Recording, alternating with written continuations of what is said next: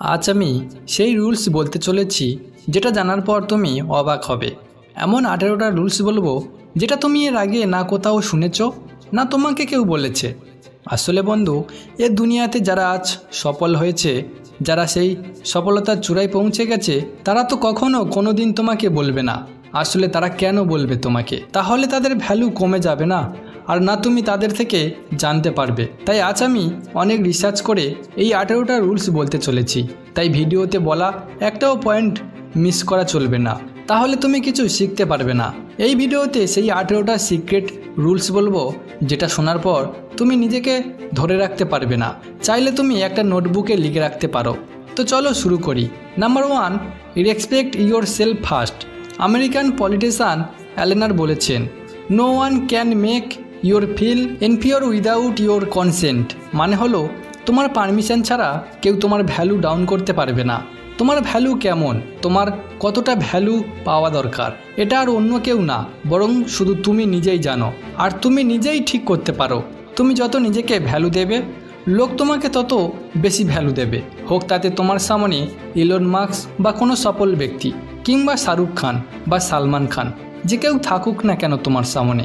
একটা কথা মনে রেখো, না তুমি নিজেকে কারোর থেকে ছোট্ট করে ভাববে, না তুমি নিজেকে অন্যের সামনে ছোট করবে। নিজের কেমন ভ্যালু আছে সেটাকে শক্ত করে ধরো। তোমার মতো একজন তোমার সামনে আছে, তাহলে তুমি তাকে কেমনভাবে দেখবে, তার সাথে কেমন সম্মান দিয়ে কথা বলবে। ঠিক সেই রকম নিজের সাথে থাকো, তাহলে দেখবে তোমাকে সবাই ভ্যালু দিতে শুরু করে দিয়েছে। এরপর ফলো করো number 2, give before you gate.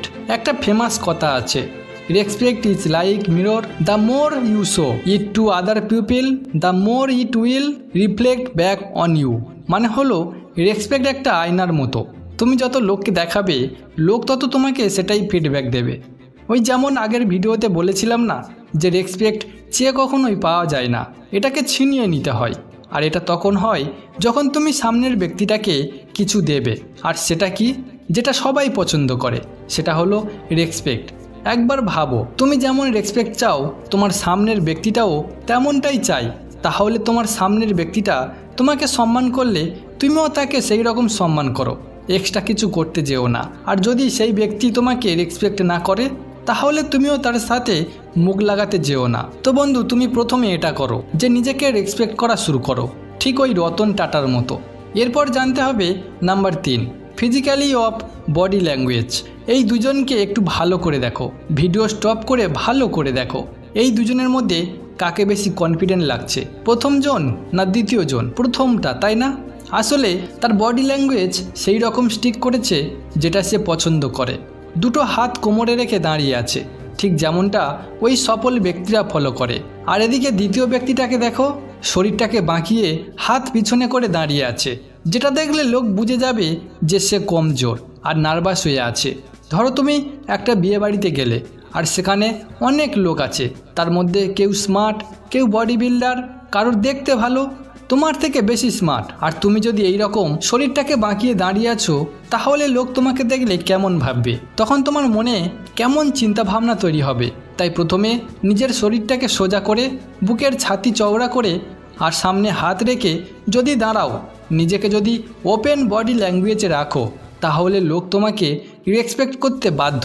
এরপর তোমাকে মাথায় রাখতে হবে নাম্বার 4, ডোন্ট রিয়াক্ট কুইকলি। তুমি কখনো কোনো দিন এমন লোককে দেখেছো হুড়োহুড়ির মধ্যে সিদ্ধান্ত নেয়, কোনো কিছু চিন্তাভাবনা না করে সিদ্ধান্ত নিয়ে ফেলে, মুখে যেটা আসে সেটা বলে দেয়? তুমি কি এমন লোককে কখনো সম্মান করেছো, যে এটা জানে না যে কোথায়, কখন আর কি বলতে হবে, যার ক্যাপাবিলিটি চিন্তাভাবনা খুব কম? কোনো দিন করনি, তাই না? তাই নিজেকেও করো না। জীবনে অনেক কিছু যাবে আসবে, অনেক কিছু ভালো হবে, আবার এমনও কিছু খারাপও হবে। সিচুয়েশান যেমনই হোক না কেন, একটা চিন্তা ভাবনা করার মতো ব্রেন অবশ্যই হতে হবে, যেটাতে দ্বিতীয় ব্যক্তি চিন্তা ভাবনা করার জন্য তোমার ওপর ডিপেন্ড হতে পারে। এটাতে লোক তোমাকে ভাবতে শুরু করবে এই ব্যক্তিটা ওভার স্মার্ট দেখানোর চক্করে না তাড়াহুড়ো কোনো কিছুতে রিয়্যাক্ট করে, আর না যা কিছু বলে। আমার কিছু বন্ধু আছে, তাদের মধ্যে একজন আছে, আমি যদি কিছু জিজ্ঞাসা করি, সে কিছু না ভেবে কোনো চিন্তা ভাবনা না করে কিছু একটা বলে দেয়। আরেকজন আছে, তাকে যদি আমি কিছু জিজ্ঞাসা করি, তাহলে সে শুধু একটাই কথা বলে, আমাকে একটু সময় দে। চাইলেও সেও সঙ্গে সঙ্গে বলে দিতে পারত, কিন্তু সে সময় নেয়, ভাবে, চিন্তা ভাবনা করে, তারপর সঠিক সিদ্ধান্তটা বলে। কিন্তু আমি দুজনকে সমান রেসপেক্ট করি এবং সে যে চিন্তা ভাবনা করে বলে তার সব কথাগুলো একদম সঠিক হয়। Number 5, being mature. যখন তুমি একজন ম্যাচিওর ব্যক্তির মতো আচরণ করবে তখন তোমার থেকে বড়, তোমার থেকে ছোট, তোমার সমবয়সীও তোমাকে রেসপেক্ট করবে, কেননা তারা বুঝে যায় যে তুমি ম্যাচিওর, তুমি ভিতর থেকে ব্যাপারগুলোকে বুঝতে পারো, আর তুমি এটাও বুঝতে পারো যে তোমাকে লোকের সাথে কেমনভাবে ব্যবহার করতে হবে। দেখবে প্রত্যেকটা গ্রুপে একজন এমন থাকে যাকে সবাই রেসপেক্ট করে। লোক ভাবে ম্যাচিওর হওয়া মানে সিরিয়াস হতে হবে আর ফেক অ্যাক্টিং দেখাতে হবে যে আমি ম্যাচিওর আর সমঝদার, কিন্তু আসল ম্যাচিওর পারসন একদম আলাদা হয়, যে সবসময় শান্ত থাকে আর জরুরি হলে তবে বলে। আর দেখবে ম্যাচিওর পারসন খুব কম ইমোশনফুল হয়। Number 6, when insulate look into the eyes. দেখো তুমি যতটা রেসপেক্ট পারসন হও না কেন, তোমাকে হিট করার জন্য কোনো না কোনো কারণ যেখান থেকেই হোক তৈরি হয়ে যাবে। এ দুনিয়াতে এমন কোনো ব্যক্তি নেই যে সে কখনো হিট হয়নি। তোমার কাজের প্রতি কিছু লোক জ্বলবে, আর এমনও কিছু লোক আছে যারা তোমাকে পছন্দ করে না, কিন্তু কেন তোমার সাথে এমন করছে তার পিছনে কারণ কি তুমি বুঝতেই পারবে না। কারণ এ দুনিয়াতে এই রকম কিছু লোক থাকে যারা টক্সিক, তারা জন্মগতভাবে এইভাবেই তৈরি হয়। কিন্তু কথা হলো তোমার রেসপেক্ট কতটা থাকবে এটা ডিপেন্ড করে যে যখন কোনো ব্যক্তি তোমার রেসপেক্ট কম করার চেষ্টা করে তখন তুমি তাকে কেমনভাবে মেনটেন করছো। যখনই কেউ তোমাকে খারাপ কিছু বলে, তোমাকে নিচে নামানোর চেষ্টা করে, তখন তুমি কিছু করো না, তুমি তখন শুধু তার চোখের দিকে তাকিয়ে থাকো, না কিছু বলবে না কোনো রিয়্যাক্ট করবে, শুধু তার চোখে চোখ রেখে তাকিয়ে থাকো। তখন দেখবে সে একা একা চুপ হয়ে যাবে। আর সে যদি বলে এইভাবে কি দেখছিস, তখন তুমি বলে দাও তোকে দেখে আমার একটাই কথা মনে পড়ছে, তুই অন্যকে ছোট্ট করে খুশি পাস, তোকে আর তোর কথাকে আমি সিরিয়াস নিচ্ছি না, তাই যা অন্য কাউকে নিচু করে তুই খুশি হ। Number 7, rule of demand and supply. As you gain position and seniority, people will treat you better. They will hold doors open for you. They will get you a cup of tea and coffee without you even asking. They will call you sir and ma'am, and they will give you stuff. None of that stuff is meant for you. That stuff is meant for the position you hold. It is meant for the level that you have achieved of leader or success or whatever you want to call it. এটাতে বলা হচ্ছে যে লোক যখন তোমাকে respect করবে তখন তারা অ্যাকচুয়ালি তোমাকে এই রকম পারসন রেসপেক্ট করে না, বরং তারা তোমার প্রেজেন্টেশনকে দেখে। আচ্ছা বুঝিয়ে বলছি, যখন তুমি ডাক্তারের কাছে যাও তখন তুমি সেই লোকটাকে কিভাবে ডক্টর ভাবো, তার জামা কাপড় দেখে, না তার পার্সনকে দেখে, না তার ডিগ্রি দেখে? তাহলে বুঝতে পেরেছো আমি কি বলতে চাইছি। নাম্বার 8, স্পিক লেস লিসেন মোর। থমাস শেলবি কেন এতটা ফেমাস? কেননা তার অ্যাটিটিউড চিক চিক করে এটা বুঝিয়ে দেয়, কিন্তু সে কিছুই বলে না, সে শুধু শুনতে থাকে, সেটাকে নিয়ে ভাবতে থাকে। তারও মাথার ভিতরে অনেক কিছু ঘোরাফেরা করে, কিন্তু সে কিছুই বলে না। আর যখন একবার বলা শুরু করে তখন তার আশেপাশে থাকা সমস্ত লোক তার কথা শুনতে থাকে, কারণ তার মুখ থেকে বার হওয়া কথা এতটা দামি হয়ে যায় যে সবাই তাকে ইজ্জত করে। বলে কম, কিন্তু যখন বলে সে কথাগুলো অনেক পাওয়ারফুল হয়। তাই তুমি এই রুলসকে ফলো করা শুরু করো, আর এটা আমিও ফলো করি। কোনো মিটিংয়ে আছো, কোথাও গিয়েছো, শুধু শুনতে থাকো, তাদের কথাগুলো বোঝার চেষ্টা করো, আর যখন দরকার হয় শুধু তখন বলো, আর এমনভাবে বলো যে সবাই যেন শোনে। কিন্তু হ্যাঁ, পাগলের মতো করে এক ধার থেকে হুড় হুড় করে সব কিছু বলতে যেও না। এইভাবে বললে তোমার কথা তো কেউ শুনবেই না, আর তোমাকে ইজ্জত করা তো অনেক দূরের কথা। নিজের মধ্যে কোয়ালিটি নিয়ে আসো, কোয়ান্টিটি নিয়ে আসো। কিন্তু কথা হলো কোয়ালিটি কিভাবে আনবো? তাহলে এবার ফলো করো নাম্বার 9, স্পিক উইথ ইজ। মানে হলো সহজভাবে কথা বলো। কিভাবে বলবে? একদম মিষ্টিভাবে বলো, স্পিড কম রাখো, লোক যাতে মনে করে হ্যাঁ এর কথাগুলো শোনার দরকার আছে। এতটা স্পিড না যাতে লোক ইগনোর করে, আবার এতটা স্লোও না যে লোক বিরক্তি ফিল করে। আর বলার আগে ভেবে নাও যে কি বলবে আর কিভাবে বলবে, কথার মধ্যে কি কি ওয়ার্ড থাকবে।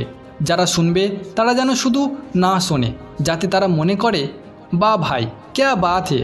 যখন তুমি বলা শুরু করবে যেন সব লোকের দৃষ্টি তোমার দিকে থাকে। Number 10, don't try to prove you are smart. মানে হলো নিজেকে খুব বেশি বুদ্ধিমান প্রমাণ করার চেষ্টা করো না। ঠিক আছে, ধরে নিলাম তুমি স্মার্ট। এবার কি তোমার ভ্যালিডেশন লাগবে? লোকের থেকে এটা প্রমাণ চাই যে লোক বলবে যে দেখ ভাই কতটা স্মার্ট। যদি এটা তোমার ডিসিশান হয় তাহলে তুমি ভুল ডিসিশানে আছো। আসলে লোক না দুরকম হয়। প্রথম হলো যারা পাহাড়ের নিচে দাঁড়িয়ে চিল্লে চিল্লে বলে যে পাহাড় চড়া আমার কাছে কিছুই না। আরেকজন আছে পাহাড়ের ওপরে দাঁড়িয়ে থাকে কিন্তু চুপচাপ, কিছুই বলে না, আর লোক তাকেই শোনে যে ওই পাহাড়ের একদম টপ লেভেলে দাঁড়িয়ে আছে। তাই তুমি কে আর তুমি কি করতে পারো এটা সবচেয়ে ভালো তোমার থেকে আর কেউ জানে না। আর তোমার স্মার্টনেস থেকে তুমি কি অ্যাচিভ করতে পারো সেটাই ম্যাটার করে, আর রেজাল্ট যেটা আসবে সেটাতেই তুমি ইজ্জত পাবে। Number 11, correct your posture. তোমার অঙ্গিভঙ্গি ঠিক করো। এই লোকটাকে চেনো? এটা হলো অ্যামাজন ফাউন্ডারে জেফ বেজোস। এবার তুমি বলো কাকে সিরিয়াস ভাবে নেবে, এটাকে না এটাকে? এটাও জেফ বেজোস, শুধু 30 বছরের পুরনো ফটো। দুটোতেই মানুষ কিন্তু একটাই, শুধু ফারাক এটাই তার অঙ্গিভঙ্গি কেমন। মানে তুমি যত নিচু হয়ে কথা বলবে লোক তোমাকে তত কমজোর ভাববে, তোমাকে সেইভাবে ভাবতে শুরু করবে। আর একজন সঠিকভাবে দাঁড়ানোর কতটা রেসপেক্ট বাড়ে তুমি দেখতেই পাচ্ছ। নিজেকে বেশি রেসপেক্ট করে তোলার জন্য তিনি নিজের ওপর এতটা মেহনত করেছে যাতে তার ফিজিক্যাল প্রেজেন্ট রেসপেক্টের সমান হয়। তাই তুমিও তোমার শরীরটাকে ঠিক করো, শোল্ডার সোজা করো আর ছাতি চওড়া করে দাঁড়ানোর চেষ্টা করো, আর এটা তোমাকে একজন রেসপেক্টেবল পার্সন তৈরি করবে। Number 12, physically of clothing. জামা কাপড় লোককে কিভাবে রেসপেক্ট করে তাহলে তুমি এটা দেখো। এর নাম বিশাল, এর নামও বিশাল। এখানে চুলের কোনো ফারাক নেই, তাহলে কি ফারাক আছে? কাপড়ের। এটা দেখো কেমন ঢেলে ঢালা কাপড় পরে আছে, আর এটা দেখো কেমন কাপড় পরে আছে। তাহলে এবার তুমি বলো কাকে বেশি রেসপেক্টেবল লাগছে। আসলে স্যুট পরলেই সবাইকে একটু স্মার্ট লাগে, কিন্তু হ্যাঁ এটা প্র্যাকটিক্যাল নয় যে তুমি সবসময় স্যুট পরে থাকবে। তাহলে তুমি এটা দেখো, এটাও একই মানুষ, একটা সুন্দর পোশাকের সাথে একদম ম্যাচিং। কিন্তু কথা এটা নয় যে তুমি কি পরছো, বরং কথা এটা তুমি কেমনভাবে পরছো, কেমন কম্বিনেশান করে পরছো, কেমন কালার পরছো, হোক সেটা 500 টাকা দামের বা 5000 টাকা দামের। আসলে তোমার কালার ম্যাচিং, তোমার পরা স্টাইল তোমার রেসপেক্টকে বাড়িয়ে তোলে। Number 13, lakh at your self. মানে হলো নিজেকে নিয়ে হাসুন, নিজের ওপরে হাসো, নিজেই নিজের সাথে মজা করো। কারণ নিজেকে এতটা সিরিয়াস একদম নিয়েও না, কেননা যে ব্যক্তি সব সময় নিজেকে নিয়ে সিরিয়াস থাকে কখনো মজা করে না। দেখবে সেই ব্যক্তি ছোট্টখাট্ট কথায় রেগে যায়, খারাপ ভাবতে শুরু করে, লোক তাকে একদম রেসপেক্ট করে না। হতে পারে সে তার সামনে কিছুই বলছে না বা তাদের কাছে বলতে ভয় পাচ্ছে। আসলে লোক এই রকম লোককে একদম পছন্দ করে না, তাই এমন হতে যেও না। ছোট্টখাট্ট মজাতে একদম খুশি থাকো, বিন্দাস থাকো। Number 14, don't share your weakness. মানে হলো তোমার দুর্বলতা কারোর কাছে বলতে যেও না, নিজেকে এমনভাবে মজা বানাতে যেও না যাতে এমনটা না হয় এটাই তোমার কমজোরি হয়ে যায়। ধরো তুমি কারোর সাথে মজা করেছো আর সেই লোকগুলো সেটাকে নিয়ে তোমার ওপর বারবার ইউজ করছে, এটা ভুল। কেননা যদি কোনো কিছু বেশি ওভার হয়ে যায় তাহলে সেটা খারাপই হয়। তাই কখনো কোনোভাবে কাউকে কোনোদিনও বলতে যেও না। Number 15, stay mysterious. রহস্যময় থাকুন, না কাউকে তোমার উইকনেসের ব্যাপারে বলবে। সবসময় মিস্টিরিয়াস মেনটেন করুন, কেউ যেন জানতে না পারে তুমি কি করছো, এখন কি করছো আর আগে গিয়ে কি করবে। খোলা বইয়ের মতো থাকা বন্ধ করো।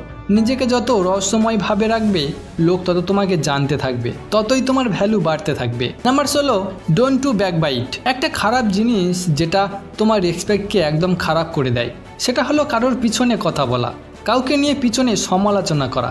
যেমন ধরো তুমি কারোর সাথে খারাপ ব্যবহার করলে আর তুমি সেই ব্যাপারটা আরেকজনের কাছে বলছো, তাহলে সে কি তোমাকে থ্যাংক ইউ বলবে?